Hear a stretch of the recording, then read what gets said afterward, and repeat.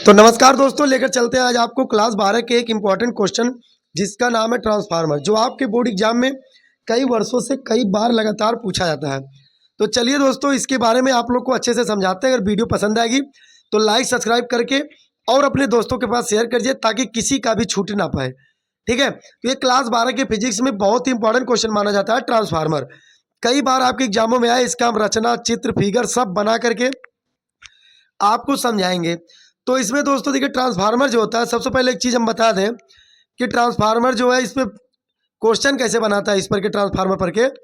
Transformer की रचना कीजिए तथा कार्यविधि का वर्णन कीजिए, उसके परिमाण अनुपात का सूत्र बताइए। यानी ट्रांसफार्मर की रचना करना है और उसके कार्यविधि का वर्णन करके अनुपातों का क्या बताना है, सूत्र बताना है।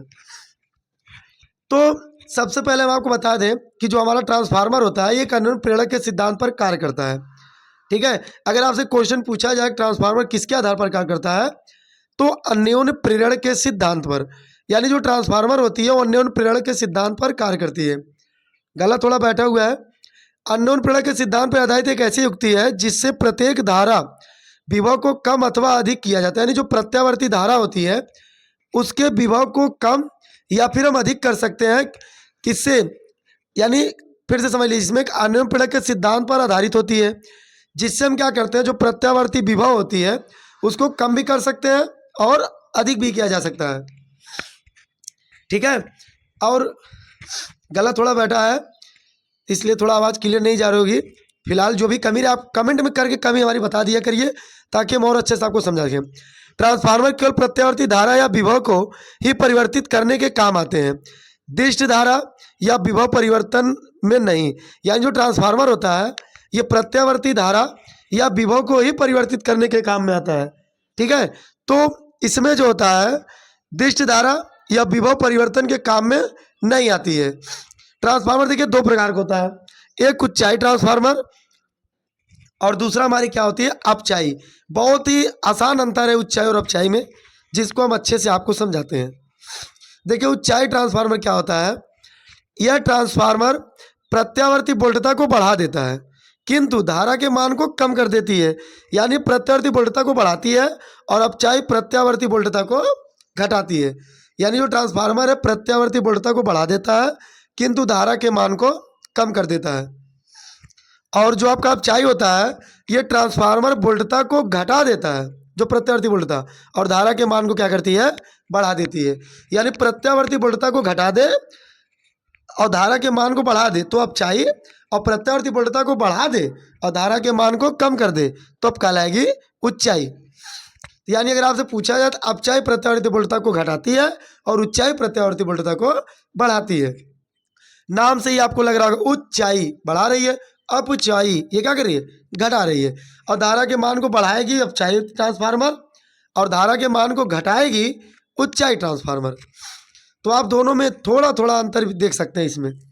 और इसके फिगर में क्या होती है, कुंडलियों में अंतर पाई जाती है अपचाई और उच्चाई में। जैसे देखिए इसमें क्या है, ये आपका ट्रांसफार्मर है अपचाई ट्रांसफार्मर। कौन सी ट्रांसफार्मर, अपचाई। यहाँ पर देखिए ये आपकी कुंडली लगी हुई है और ये आपका यहाँ साइड में देखेंगे अपचाई ट्रांसफार्मर में तो पटलित कोड लगा हुआ है। ये पटलित कोड है, एक के ऊपर एक लगाई गई है। जो द्वितीयक कुंडली है इसमें अपचाई ट्रांसफार्मर में द्वितीयक कुंडली में फेरों की संख्या कम होती है और प्राथमिक कुंडलियों की फेरों की संख्या अधिक होती है। उसी तरह उच्चाई ट्रांसफार्मर में द्वितीयक कुंडलियों की फेरों की संख्या अधिक होती है और प्राथमिक कुंडली की फेरों की संख्या कम होती है। यही अंतर है अपचाई और उच्चाई में।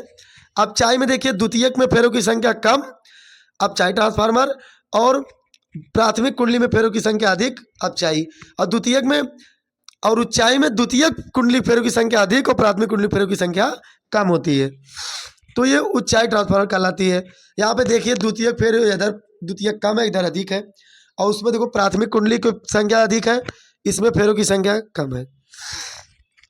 तो दोस्तों ये उच्चाई और अपचाई में अंतर है। तो और भी अगर अच्छे से आपको समझना है तो आप कमेंट कीजिएगा, फिर आपको और भी अच्छे से बताया जाएगा। तो यहाँ पे आप देख सकते हैं। इसके बाद आती है कार्यविधि। कार्यविधि क्या होता है, कार्यविधि या ट्रांसफार्मर की कार्यविधि जो है बहुत ही आसान शब्द में आपको बताए हैं।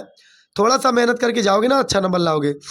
जब प्राथमिक कुंडली के सिरों के बीच प्रत्यावर्ती बोल्टता लगाई जाती है, यानी जब प्राथमिक कुंडली के सिरों के बीच प्रत्यावर्ती बोल्टता लगाई जाती है, यानी देखिए प्राथमिक कुंडली है और वो आपकी द्वितीयक कुंडली थी ना, तो इसमें बोला गया कार्यविधि में क्या बोला है कि बोल्टता लगाई जाती है तो उस कुंडली में प्रत्यावर्ती धारा बढ़ने लगती है, यानी जो कुंडली है इसमें प्रत्यावर्ती धारा क्या है, बनने लगी। यह प्रत्यावर्ती धारा कोड में प्रत्यावर्ती चुंबकीय क्षेत्र उत्पन्न कर देता है, यानी जो आपका प्रतिलिपि कोड लगा है इसमें क्या करती है, चुंबकीय क्षेत्र उत्पन्न कर देती है। अतः यानी देखो यहाँ पे चुंबकीय क्षेत्र अतः द्वितीयक कुंडली से बद्ध चुंबकीय फ्लक्स में बार बार परिवर्तन होने लगता है, यानी जो द्वितीयक कुंडली से बद्ध है ये आपका द्वितीयक जो कुंडली है इसमें बार बार परिवर्तन होता है, जिसमें उसमें उसकी आवृत्ति का प्रेरित विद्युत वाहक बल उत्पन्न हो जाता है, यानी ये प्राथमिक कुंडली और ये आपकी क्या है द्वितीयक में। तो यहाँ पे देखेंगे जब इसमें मतलब कोई भी चालक तार टच करते हैं तो इसमें पूरा क्या होता है, विद्युत चुंबकीय क्षेत्र उत्पन्न हो जाता है। जैसे हमने विद्युत क्षेत्र बताया था कि विद्युत क्षेत्र किसे कहते हैं, हमने बताया था आपको ये वीडियो में, आप देख लीजिएगा, नहीं आएगा तो कमेंट कीजिएगा, हम बता देंगे। ठीक, प्रेरित विद्युत वाहक बल को ईएमएफ भी बोलते हैं बाबू। ठीक है, अब इसका सिद्धांत देख लीजिए, थोड़ा सिद्धांत के बारे में हम लोग समझ लेते हैं। माना ट्रांसफार्मर के प्राथमिक कुंडली व द्वितीयक कुंडली में फेरों की संख्या क्या है, एनपी व एनएस है। एन क्या है, कुंडलियों के फेरों की संख्या, पी क्या है प्राइमरी और एस क्या है सेकेंडरी, यानी ये प्राइमरी कुंडलियों की संख्या प्राथमिक कुंडली और वो द्वितीयक कुंडलियों में फेरों की संख्या। तो यहाँ देखिए अपचाई में प्राथमिक में फेरों की संख्या अधिक है, द्वितीयक में कम है, उच्चाई में प्राथमिक में कम है और द्वितीयक में कुंडली फेरों की संख्या क्या है, अधिक है। पी से बाबू होता है प्राइमरी, एस से होती है सेकेंडरी। फिर यदि प्राथमिक कुंडली के प्रेरित फेरों से बद्ध चुंबकीय फ्लक्स फाई हो तो फैराडे के चुंबकीय प्रेरण सिद्धांत से, फैराडे का क्या कहता है, ईपी क्या है प्राइमरी यानी प्राथमिक, ये प्राथमिक कुंडली के लिए फार्मूला हो गया EP equal to minus NP D phi by D T, ये प्राथमिक के लिए। अब द्वितीयक के लिए देखिए, यदि चुंबकीय फ्लक्स में क्षण शून्य हो तो द्वितीयक कुंडली में प्रेरित विद्युत वाहक बल यानी ईएमएफ, यस से हमारी क्या होती है सेकेंडरी। तो यहाँ पे द्वितीयक वाला देखेंगे ई एस हमारी सेकेंडरी है, माइनस एन एस बटे डी फाई डी टी वो प्राथमिक के लिए सूत्र था और ये द्वितीयक के लिए। तो समीकरण 2 में 1 का भाग करने पर आप कापी कलम लेकर कीजिए, समझ में आएगा।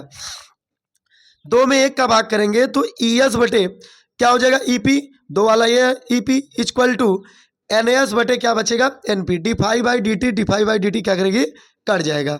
भाग करने पर करके देख लीजिए आप लोग। ठीक है, फिर देखिए क्या, यदि प्राथमिक कुंडली का प्रतिरोध नगण्य है तो प्रेरित ईएमएफ वही प्रेरित विद्युत वाहक बल ईपी उसके सिरों के बीच आरोपित वोल्टता पीवीपी के बराबर होगी। इसी प्रकार द्वितीयक कुंडली में ईएमएफ ईएस वोल्टता वीएस के बराबर होगी। समीकरण 3 से ES by EP equal to VS by VP बराबर एनएस बटे एनपी। तो दोस्तों आई होप आपको अच्छे से समझ में आया होगा ट्रांसफार्मर के बारे में। अगर जो भी कमियां आपको दिखी हो आप कमेंट करके जरूर बताइएगा। तो आज के लिए धन्यवाद। इसी के साथ और भी वीडियो चाहिए कमेंट कीजिए। जय हिंद, जय भारत, वंदे मातरम।